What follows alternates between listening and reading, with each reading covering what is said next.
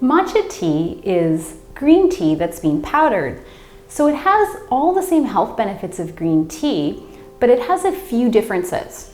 Because the tea leaves are powdered, they lose their antioxidant value really quickly because they have a high degree of exposure to air. The leaf material on its own is now reduced in size. So it's very important that you consume matcha fairly quickly after purchase and that you be very careful where you get your matcha from because that freshness is often lost. In some cases, matcha tea is adulterated by adding green color to it to make it seem like it's fresh. A way to tell whether your matcha tea is fresh or not is to actually look at the color of the matcha. And that is usually also, or it used to be, an indicator of how high quality your matcha was. Matcha tea is shade grown deliberately to intensify the chlorophyll content of the tea. And so it tends to have a bright green color. When matcha is exposed to air for even a short period of time, it starts to yellow and lose that bright emerald green color.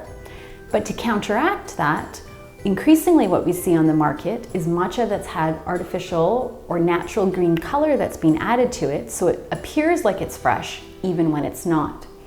Making sure that you're purchasing your matcha tea from high quality sources is really important to ensure that it's fresh and truly high quality.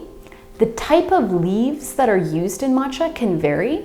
Traditional matcha is produced with a very high quality green tea varietal that's in Japan, and it actually has a very unique taste and mild flavor to it.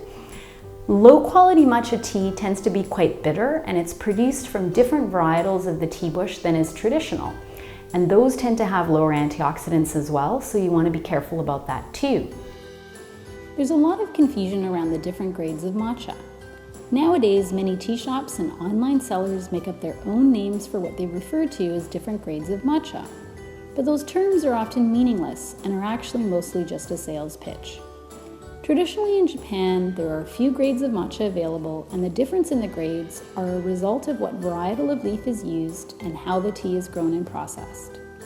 Since matcha was originally produced primarily for the Japanese tea ceremony, the highest grade of matcha is usually referred to as a ceremonial grade.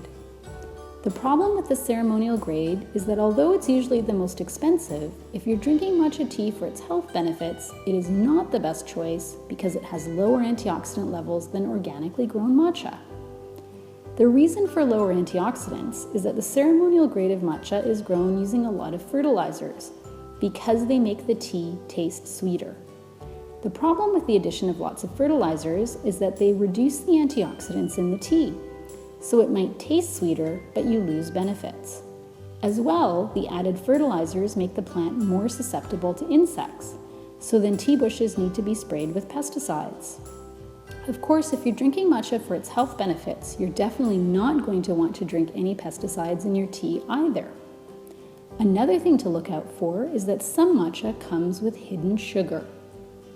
For these reasons, at Silk Road, we only offer one type of matcha, which is a high-quality, fresh, unsweetened, organic grade, to ensure that you're maximizing the antioxidants in the tea while avoiding pesticides and anything else you might not want to have in your matcha. We also make sure that our matcha is stone ground in a carefully controlled process, because when it's not, the matcha overheats during grinding, and you can also lose antioxidants. Although matcha lattes taste great, when milk is added to tea, it binds with the antioxidants and prevents you from digesting them. So you're losing most of the green tea's beneficial properties in a latte. Studies so far have only been done with dairy milk. We don't know how the antioxidants are affected by non-dairy milks, such as soy or nut milks, but we do know that in Asia they don't drink their tea with milk, and that's probably the healthiest way to go. Matcha has all the same health benefits as green tea, with a few differences. Matcha is higher in caffeine than green tea. Matcha also is a little bit higher in an ingredient called L-theanine, which helps improve mental focus and alertness. But as a result of that, when the tea is shade grown, we also lose a bit of catechins, which are antioxidants that develop in the green tea as a result of growing in full sun. So it's a bit of a trade-off. Not to say though that matcha isn't extraordinarily good for your health. and well worth drinking.